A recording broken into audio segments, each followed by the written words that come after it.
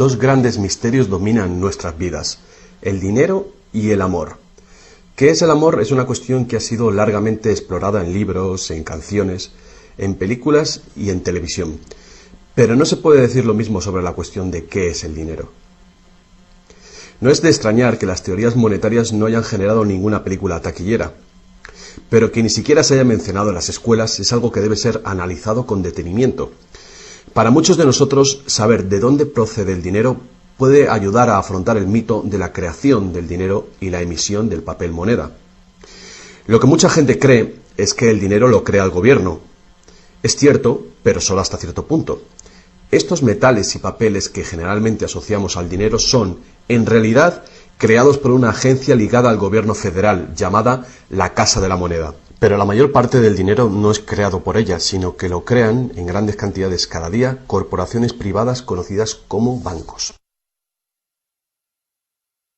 Muchos creen que el dinero que prestan los bancos es el que han dejado en depósito sus clientes. Esto es lo que se cree, pero no es la verdad.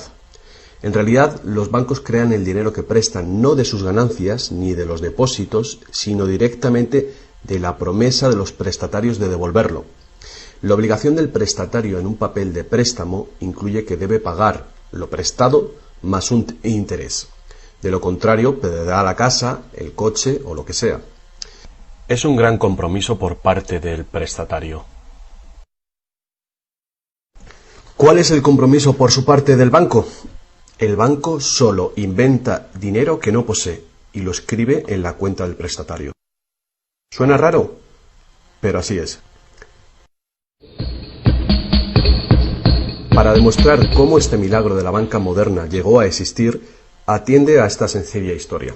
Es el cuento de los Goldsmith. Hace un tiempo, casi cualquier cosa se utilizaba como dinero. Tan solo tenía que ser portable y suficiente gente tenía que tener fe en que después se podría intercambiar por cosas que todo el mundo valorara, como comida, ropa, ollas, conchas, piedras preciosas, semillas de coco, bonitas piedras e incluso plumas. Todas ellas fueron utilizadas como dinero. El oro y la plata eran atractivas, ligeras y fáciles de llevar, así que algunas culturas se especializaron en trabajar estos materiales. Los trabajadores del oro, los Goldsmith, recuerda este nombre, lo pudieron convertir fácilmente en monedas, estandarizando las unidades de oro en función de su peso y de la pureza, hasta certificarlas. Para proteger su oro, los Goldsmith necesitaban una caja fuerte, y pronto sus vecinos llegaron a su casa para pedirles que les alquilaran un espacio donde guardar su dinero y sus joyas.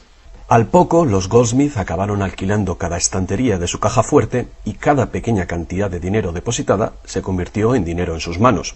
El tiempo pasó y los Goldsmith hicieron una inteligente observación. Los depositantes raramente volvían a recuperar físicamente su oro, y nunca todos a la vez. Esto se debía a que usaban los cheques de los Goldsmith para comprar en el mercado como si fuera el propio oro. Este dinero de papel era mucho más eficaz que las pesadas monedas, y la cantidad podía ser simplemente escrita en lugar de la laboriosa una por una de las monedas para cada transacción.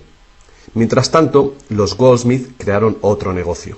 Prestaban su oro introduciendo un interés. Al tiempo que su papel moneda empezaba a ser aceptado, los prestatarios comenzaron a pedir sus préstamos en forma de estos cheques en lugar del metal. Su industria se expandió mientras más y más gente les pedía guardar su oro, lo que dio a los Goldsmith una idea todavía mejor. Sabía que muy pocos de sus depositantes sacaban su oro alguna vez, así que los Goldsmith pensaron que también podrían escribir más cheques ahora en función de los cheques del oro que habían dejado los depositantes en su cámara, además del oro de los depositantes que guardaban propiamente. Así, con tal de que devolviese el oro a los depositantes que lo desearan recuperar, nadie se daría cuenta del truco. Lo que no se sabe, no se siente. Y los Goldsmith, ahora más banqueros que artesanos, hicieron un mayor negocio del que podrían haber hecho prestando únicamente su propio dinero.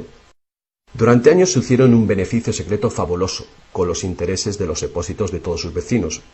Pero ahora que se había hecho una prominente figura en el pueblo, se levantaron sospechas de que estaba gastando el dinero de sus depositantes y amenazaron con sacar todo su oro si Goldsmith no explicaba su repentina riqueza.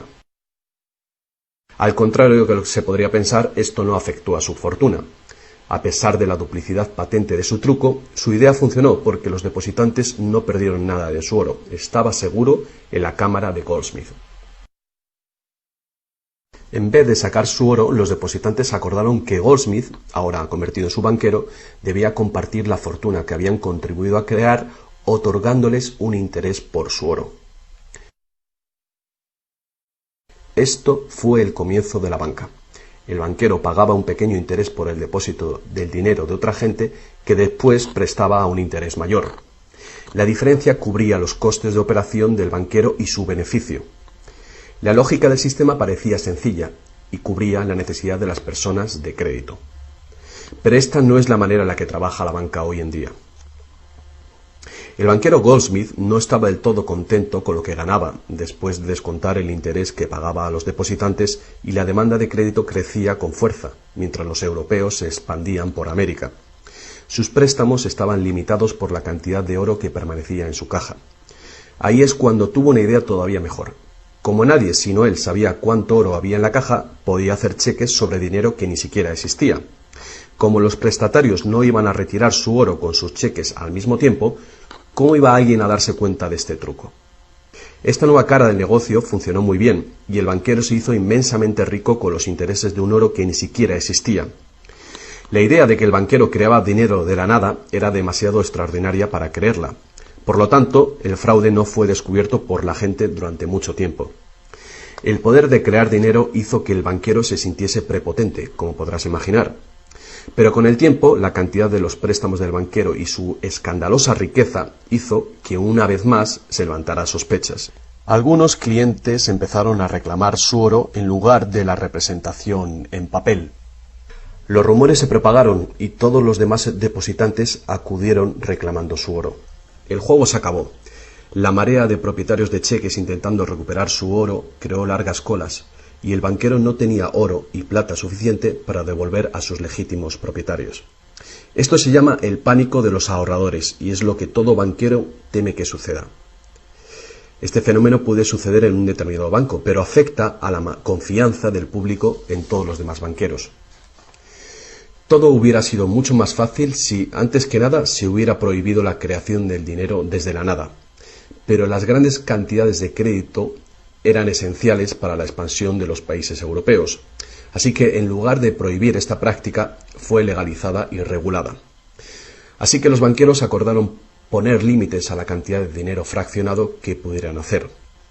El límite sería mucho mayor que el verdadero valor del oro y plata depositados.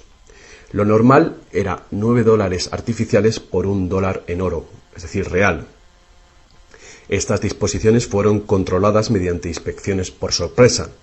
También se acordó que, en caso de un crack financiero, los bancos centrales apoyarían a los locales con inyecciones de dinero en oro.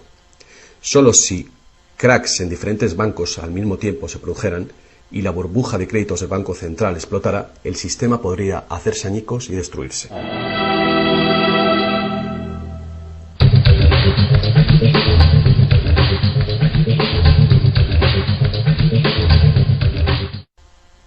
A lo largo de los años, el dinero fraccionado y su sistema integrado por un banco central regulador se ha convertido en el sistema bancario dirigente del mundo.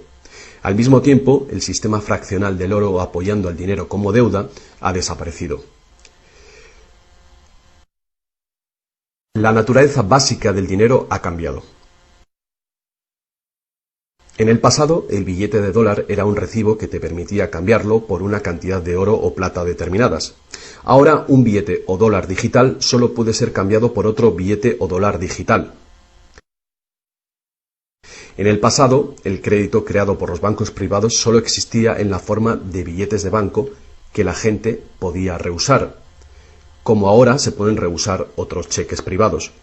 En el presente, el crédito creado por bancos privados está legalmente aprobado que se convierta por dinero de flujo legal, es decir, los dólares, euros o libras que usualmente creemos que es dinero. El dinero de confianza, es decir, el fiat money, es dinero creado por decreto del gobierno, y la ley afirma que el público debe aceptar este dinero para todo tipo de deudas, o si no, los tribunales no considerarán la obligación de pagar esa deuda. Así que ahora la cuestión es, si tanto los bancos como los gobiernos pueden crear dinero, entonces, ¿cuánto dinero existe? Antes, la cantidad total de dinero en existencia estaba limitada por la cantidad y cualidad física de esa cosa usada como dinero. Por ejemplo, para crear dinero en oro o en plata, se debía extraer una cierta cantidad de estos metales de las minas. En el presente, el dinero es literalmente creado como deuda.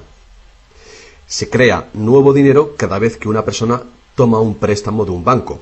Como resultado, el montante total del dinero que puede ser creado solo tiene un límite: el nivel total de la deuda.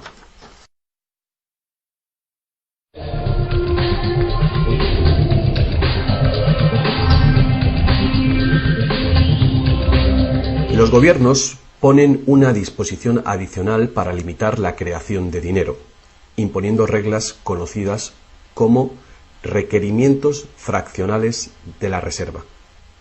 Son arbitrarias en su misma esencia. Estos requerimientos varían de un país a otro y de un tiempo a otro. En el pasado se obligaba a los bancos a tener al menos $1 en oro por cada $10 creados. Hoy en día, la proporción ya no tiene relación con el dinero actualmente en depósito, sino con el dinero creado a su vez de la deuda creada sobre el dinero en depósito en el banco.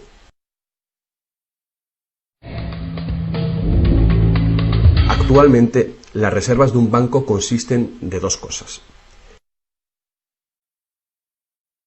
la cantidad del dinero del Estado o equivalente más la cantidad existente de dinero deuda que el banco tiene en depósito. Para ilustrar esto de una manera simple, imaginemos que ha abierto un banco nuevo y todavía no tiene depósitos. Los inversores en este banco han hecho un depósito de $1.111,12. Este es el dinero existente en el Banco Central, que llamaremos principal. La proporción de dinero en reserva es de 9:1. Paso 1. Las puertas se abren y el banco da la bienvenida a su primer cliente. Necesita $10.000 para comprar un coche.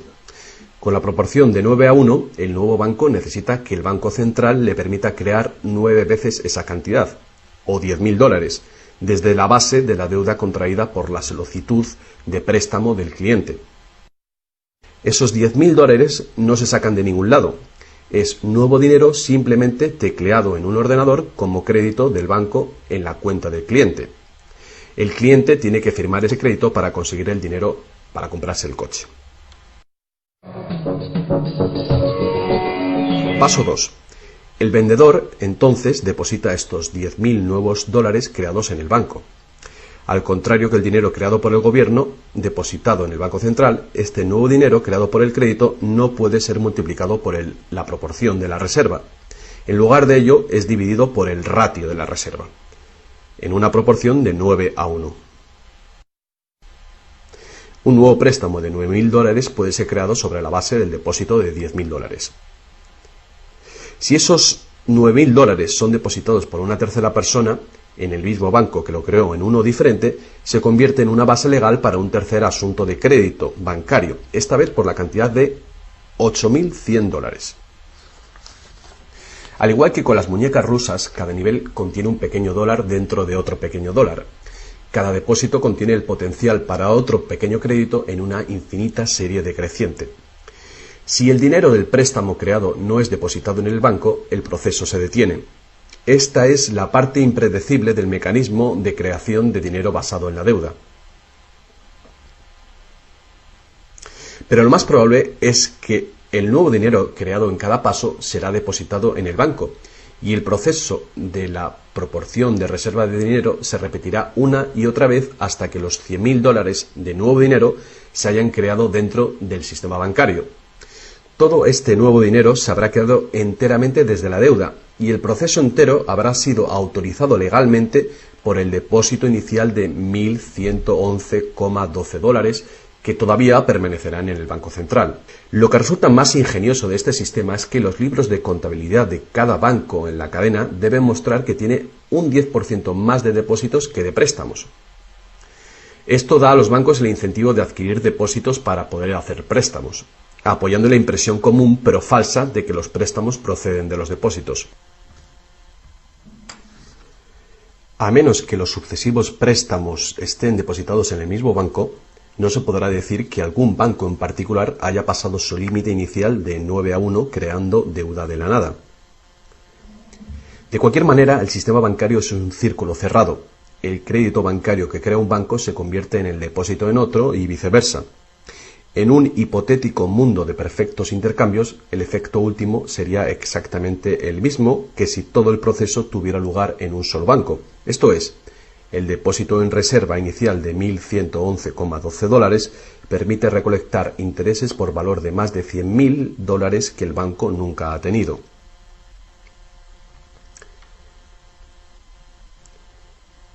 Si esto te resulta extraño, atiende esto. En tiempos recientes, como resultado de la presión de los lobbies bancarios, los requerimientos para hacer un depósito de reserva en el Banco Central prácticamente han desaparecido en la mayoría de los países. Y las proporciones de reserva pueden ser más altas que 9-1. Para algunas cuentas, 20-1 y para otras 30-1 son comunes. E incluso más recientemente, usando tarifas para los préstamos y así aumentar los ratios de requerimiento de reservas de los clientes, los bancos ahora han encontrado una manera de eludir las limitaciones de los requerimientos de la reserva fraccionaria por completo. Así que cuando las reglas son complejas, el sentido común real es bastante simple. Los bancos pueden crear tanto dinero como nosotros podemos pedir prestado. A pesar del interminable proceso de creación de dinero que hemos visto, tan solo alrededor de un 5% es el tipo de dinero creado por la Casa de la Moneda de entre todo el dinero que hay en circulación. Más del 95% de todo el dinero en el mercado hoy ha sido creado por alguien firmando una solicitud de endeudamiento con un banco. Y lo que es más, este dinero bancario de crédito es creado y destruido en grandes cantidades cada día, según se conceden nuevos préstamos y los viejos son pagados.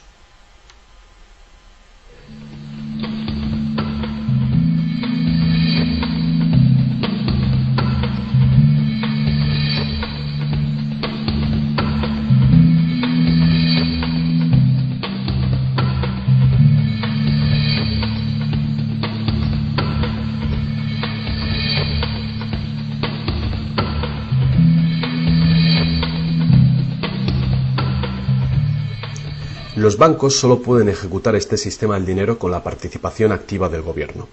Primero, porque los gobiernos emiten leyes de divisas para hacer legal la moneda de confianza nacional, el fiat money. Segundo, porque los gobiernos permiten créditos privados para que sean pagados en esta moneda de curso legal. Y tercero, porque los tribunales estatales dan vigor a las deudas. Por último, los gobiernos aprueban regulaciones para proteger el funcionamiento del sistema monetario y su credibilidad ante el público sin hacer nada para contar a la ciudadanía de dónde procede el dinero. La verdad desnuda es que cuando firmamos la solicitud de una hipoteca o de un préstamo, nuestra firma promete un pago avalado por los bienes que daremos si no conseguimos pagarlo. Y estas son las únicas cosas de verdadero valor envueltas en la transacción. Cualquiera que crea que cumpliremos con la obligación la puede considerar como un bien o valor intercambiable o vendible. Es una deuda y por lo tanto una forma de dinero.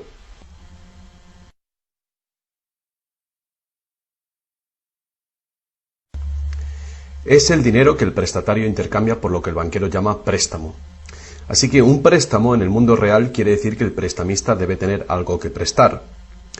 Si tú necesitas un martillo, prestarte la promesa de un martillo que no existe no te va a servir para nada. Pero en el artificial mundo del dinero, un banco promete prestar un dinero que no tiene y se le permite que sea aceptado como dinero. Y nosotros lo aceptamos así.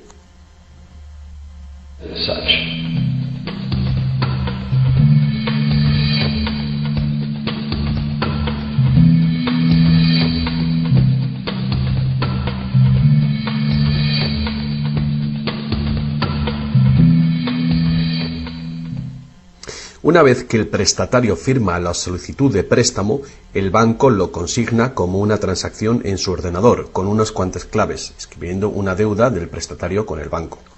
Desde el punto de vista del cliente, se convierte en un préstamo de dinero en su cuenta, porque el gobierno permite que esta deuda del banco con el cliente se convierta en dinero gubernamental de confianza, el fiat money, que todo el mundo tiene que aceptar como dinero. Otra vez, la verdad básica es muy sencilla. Sin el documento que el prestatario firma, el banquero no tendría nada que prestar. ¿Alguna vez te has preguntado cómo todas las instituciones, el gobierno, las corporaciones, los pequeños negocios, las familias, pueden estar todos en deuda al mismo tiempo y por esas cantidades tan astronómicas? ¿Alguna vez te has preguntado cómo puede haber tanto dinero al mismo tiempo para prestar? Bien, ahora ya lo sabes. No lo hay. Los bancos no prestan dinero, simplemente lo crean de las deudas, y esa deuda es potencialmente ilimitada, tanto como la emisión de moneda. Y la situación opuesta también es verdadera. ¿No es asombroso que a pesar de la increíble riqueza de recursos, de innovaciones y productividad que nos rodean, casi todos, desde los gobiernos hasta las compañías y los individuos, estén en graves deudas con los banqueros? Si la gente se parara a pensar cómo esto puede suceder, ¿cómo puede ser que la gente que produce la verdadera riqueza en el mundo estén en deuda con aquellos que únicamente prestan el dinero que representa la riqueza? Todavía más alucinante es que una vez que te das cuenta de que el dinero en realidad es deuda, nos damos cuenta de que si no hubiera deuda, no habría dinero.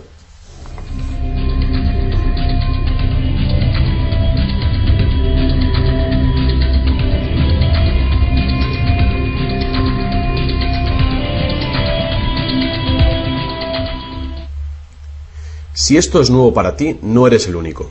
Mucha gente piensa que si todas las deudas se pagaran, el estado de la economía mejoraría. Es cierto a un nivel individual. Como tenemos más dinero para gastar cuando dejamos de pagar una deuda, pensamos que si todo el mundo pagara sus deudas, habría más dinero para gastar.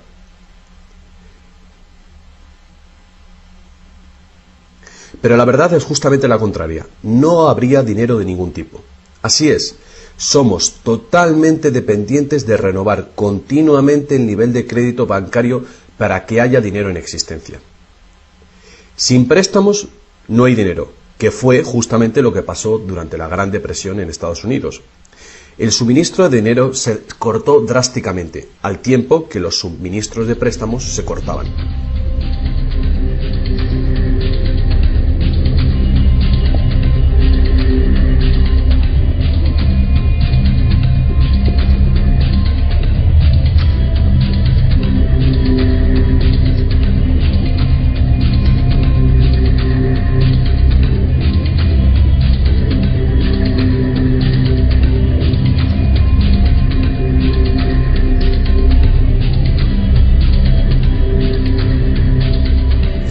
Pero eso no es todo. Los bancos solo crean la cantidad del dinero principal, no crean el dinero con el que pagar los intereses. ¿De dónde se supone que viene todo este dinero? El único lugar del cual los prestatarios pueden obtener el dinero para pagar los intereses es del total del dinero que hay en circulación. Pero resulta que casi todo ese dinero general ha sido creado de la misma manera. Es decir, como crédito bancario que tiene que ser pagado con más dinero de aquel con el que fue creado.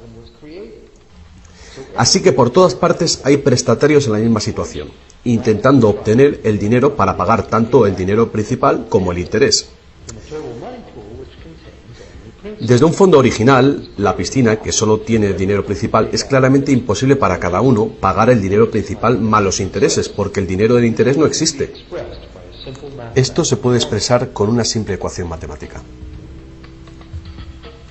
El gran problema aquí es que en caso de préstamos de largo plazo como hipotecas y deuda pública, el interés total excede mucho al dinero principal. Así que, a menos que un montón de nuevo dinero sea creado para pagar los intereses, es decir, un gran número de nuevas hipotecas, no podrá funcionar la economía. Para mantener una sociedad que funcione, la proporción de cancelaciones de deudas tiene que ser baja.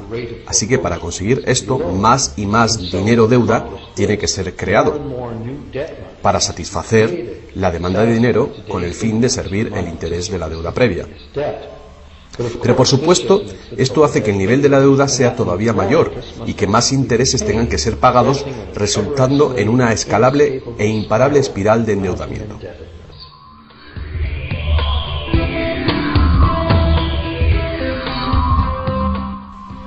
Tan solo el lapso de tiempo entre el dinero creado procedente de los nuevos préstamos y su devolución evita la bancarrota del sistema entero.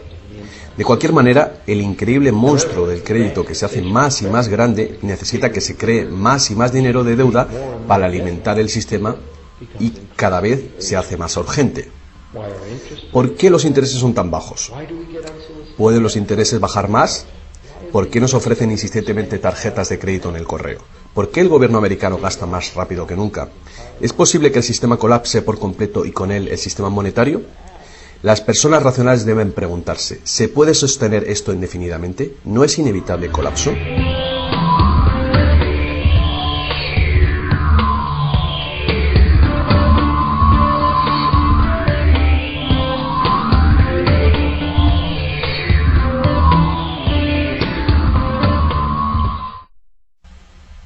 El dinero facilita la producción y el intercambio de bienes.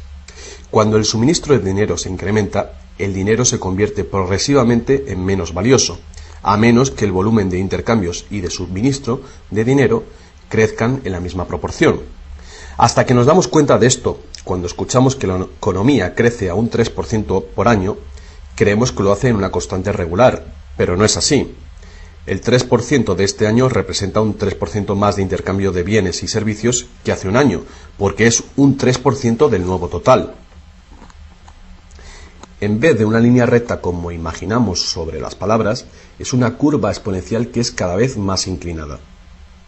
El problema, por supuesto, es que el crecimiento perpetuo de la economía real requiere un perpetuo y escalable uso de los recursos naturales. Más y más cosas tienen que ir desde los recursos naturales hasta los basureros cada año para evitar que el sistema colapse.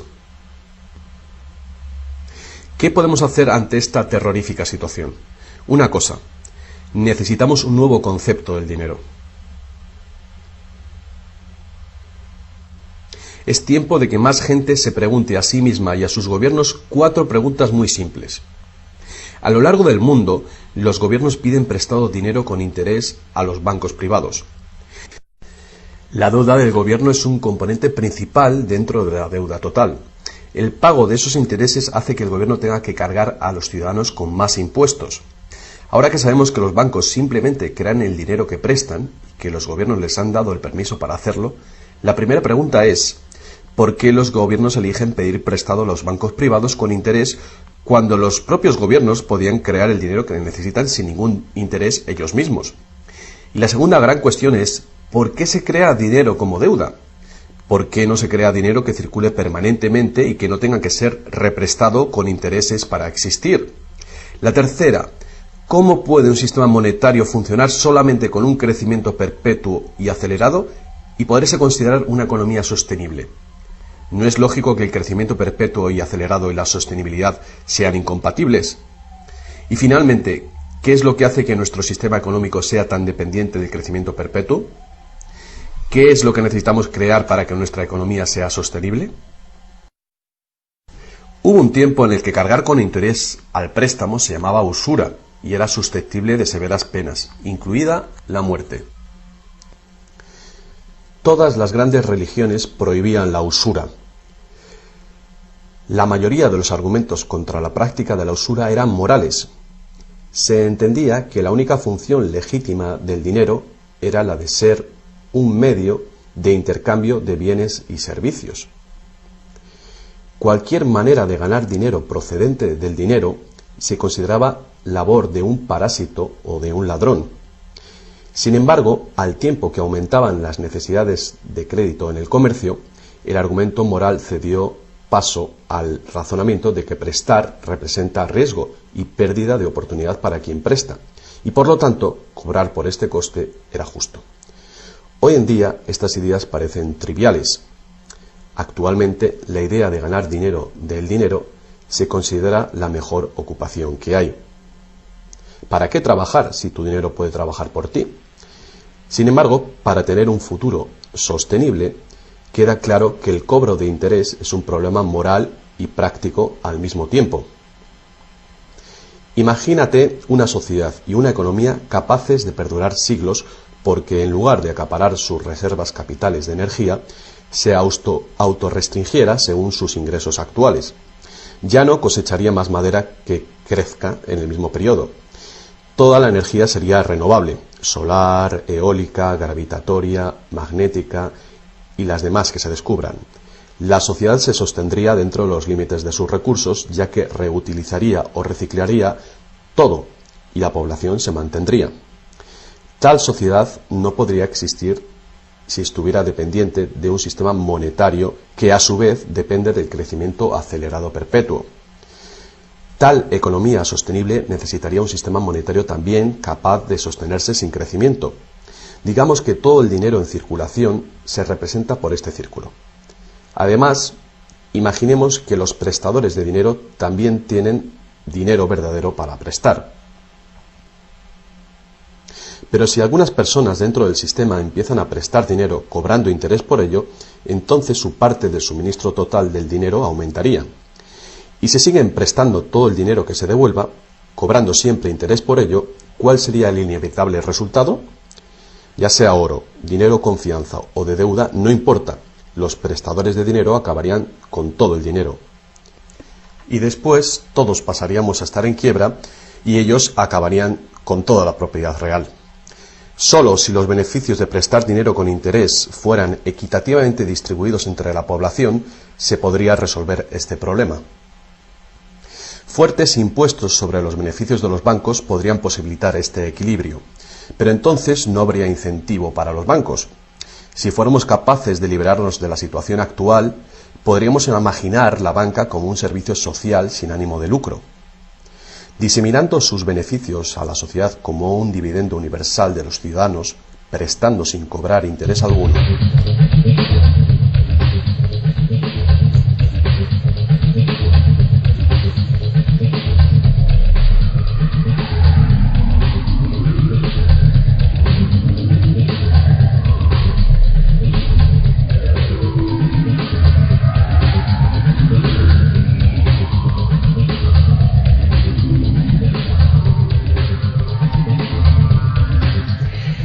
Si es la naturaleza fundamental del sistema lo que causa los problemas, correcciones al propio sistema jamás resolverán los problemas.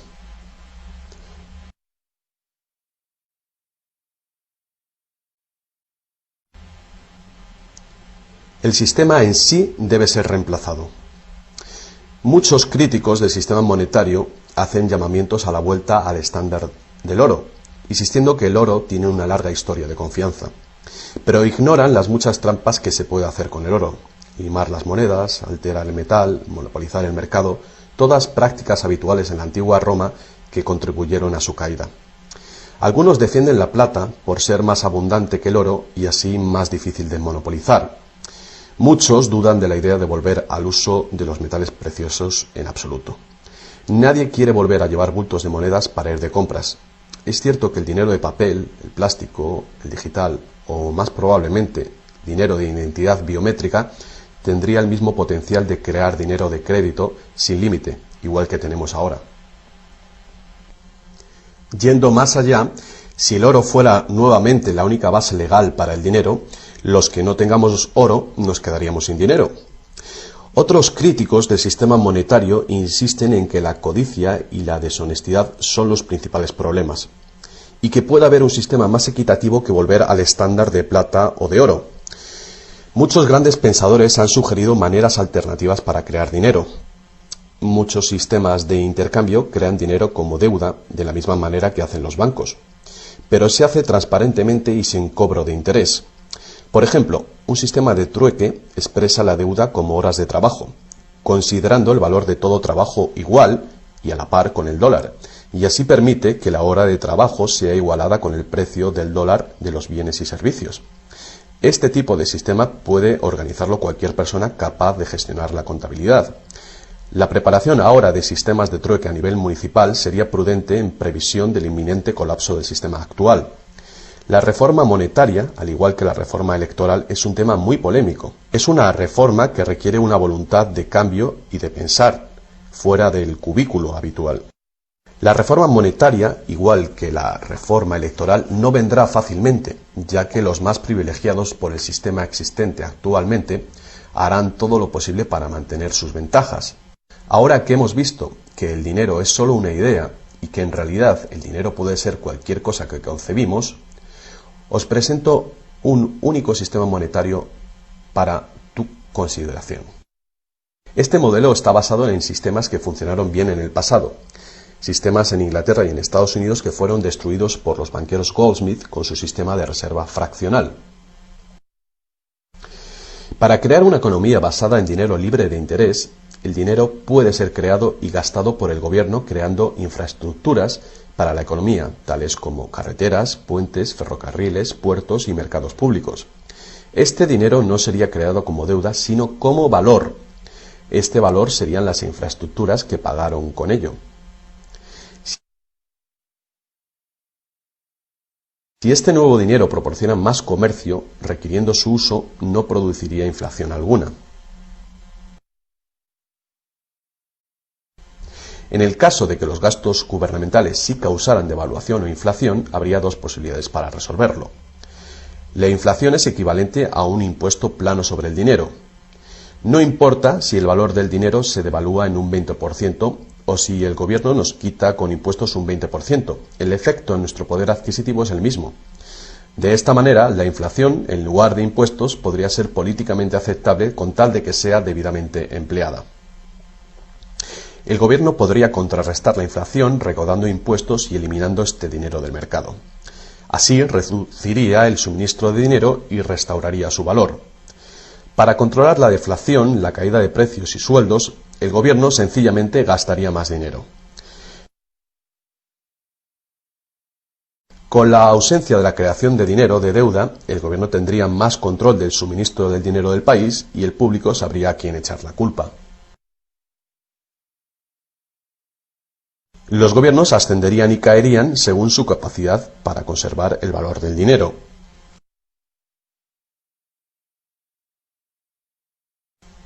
El gobierno dependería de los impuestos como ahora, pero los impuestos llegarían mucho más lejos, ya que ninguna parte de ellos se gastaría en pagar intereses a los banqueros. No podría haber ninguna deuda nacional si el gobierno sencillamente creara el dinero que necesita. Nuestro perpetuo servicio a los bancos pagando la deuda dejaría de existir.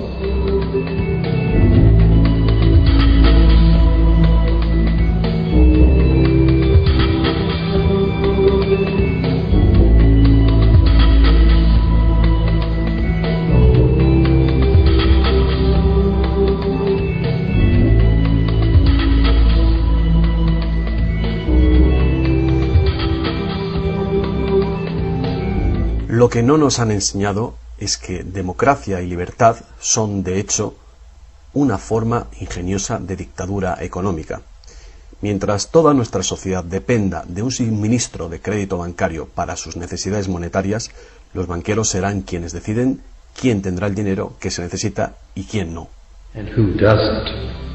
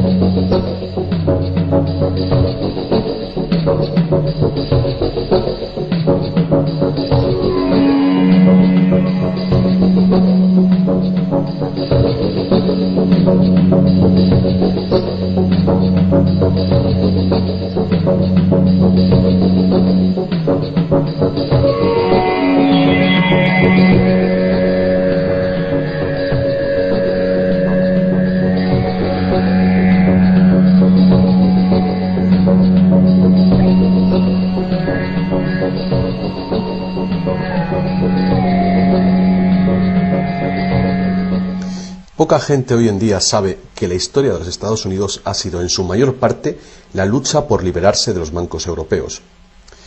Esta lucha llegó a su fin en el año 1913, cuando el presidente Wilson ratificó el Acta de la Reserva Federal, permitiendo así al cártel de banqueros internacionales controlar el dinero de Estados Unidos.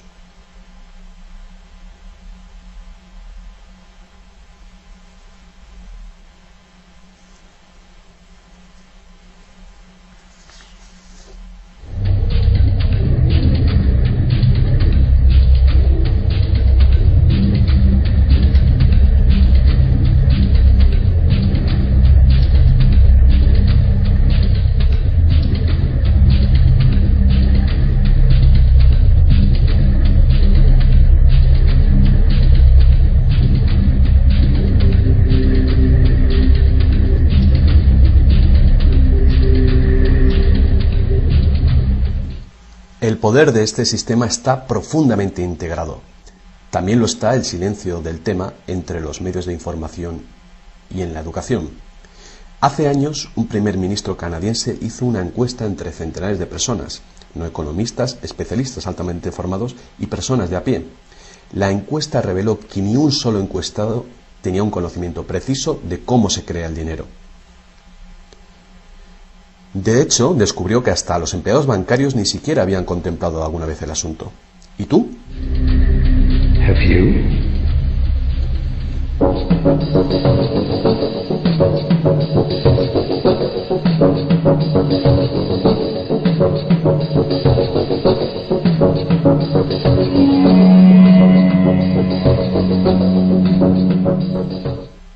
El sistema moderno de dinero como deuda nació hace más de 300 años, cuando un decreto real otorgó al primer Banco de Inglaterra el poder de emitir recibos de oro fraccionales con un modesto porcentaje de 2:1.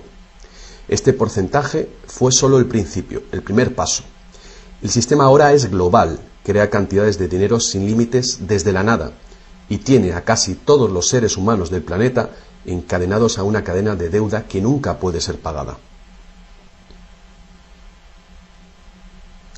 ¿Pudo haber ocurrido todo por accidente o es una conspiración? Evidentemente, algo muy gordo se está jugando aquí.